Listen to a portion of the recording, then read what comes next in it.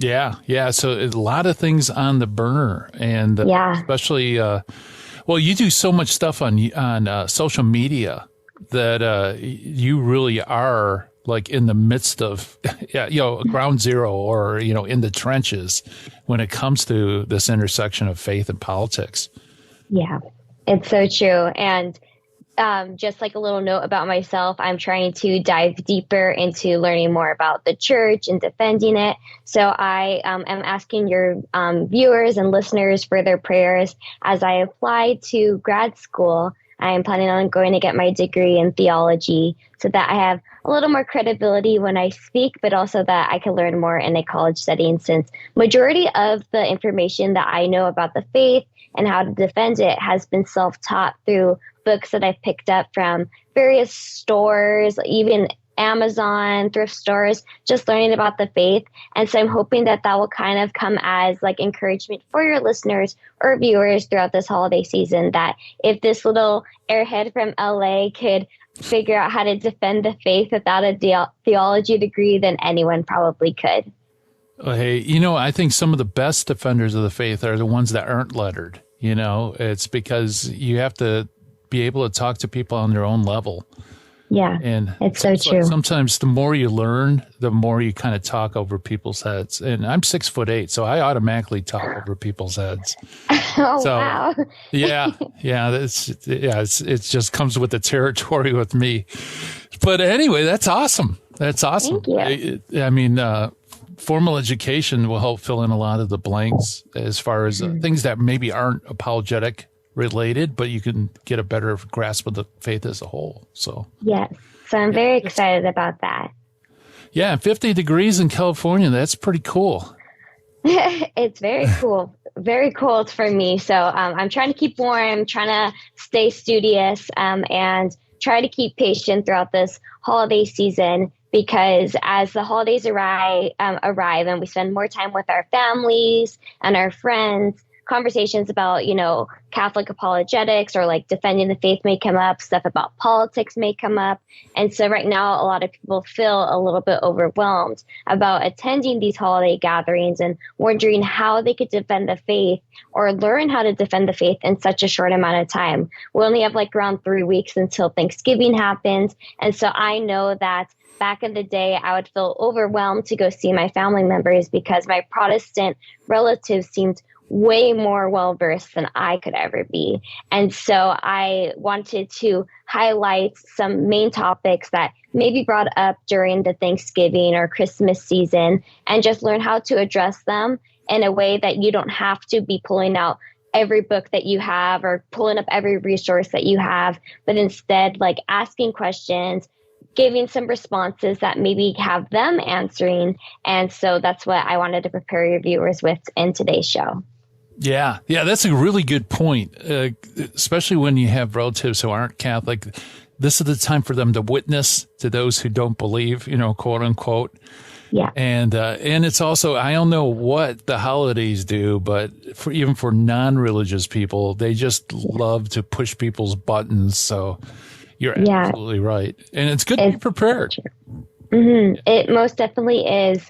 And because of this, on my YouTube channel, I started this series called Catholic Snacks a couple of years ago, like Catholic snacks, like something that you would eat.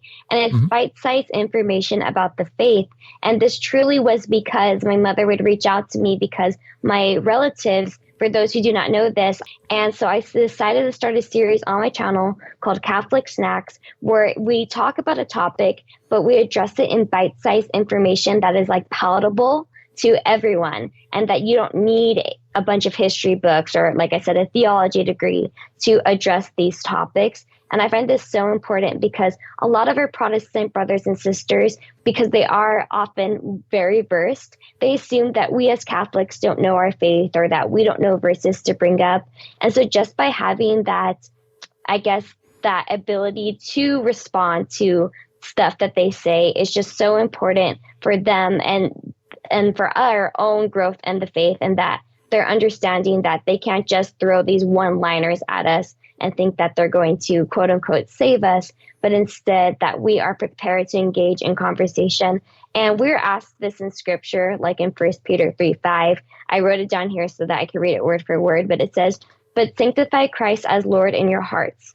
Always be ready to give an explanation to anyone who asks you for a reason for your hope." And this is so important. We're told in scripture that we're supposed to be prepared to defend our faith. We're supposed to be prepared to answer questions. So even if we don't want to engage in arguments, because that's not what we want to do over turkey dinner, or tamales or ham, whatever you have at your feast, but we are called to be able to defend our faith as Christians and teach the truth, because it is so important that we represent Christ's church as he wanted us to represent it.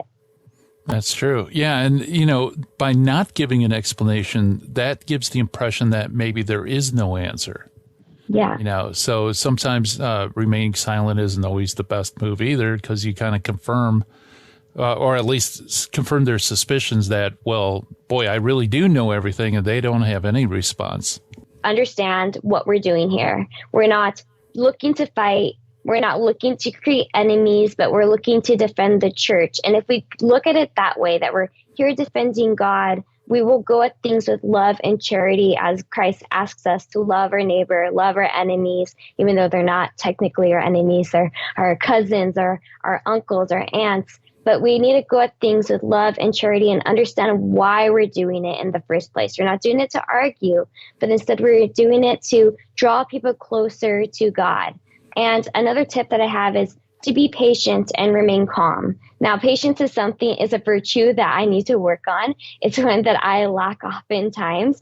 And so we need to understand that, you know, people are on their own faith journey, and that we need to be patient with others and remain calm and not just look to argue. There's going to be people out there who are. And also, as we notice why we are doing this today, we also should reflect on why they are doing it as well.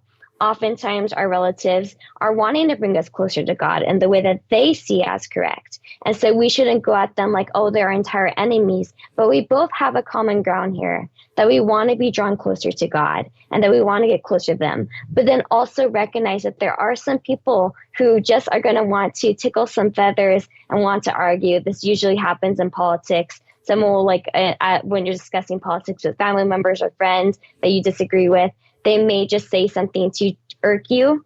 And if that is the case, then maybe it won't be fruitful to engage in conversation with them, because maybe you won't change their mind. But if you do decide, do it with love, do it with charity, because a bystander, a relative who could actually be questioning their faith, may learn something from the conversation. And another thing to recognize is that a lot of our Protestant brothers and sisters, their faith is based off protesting our faith.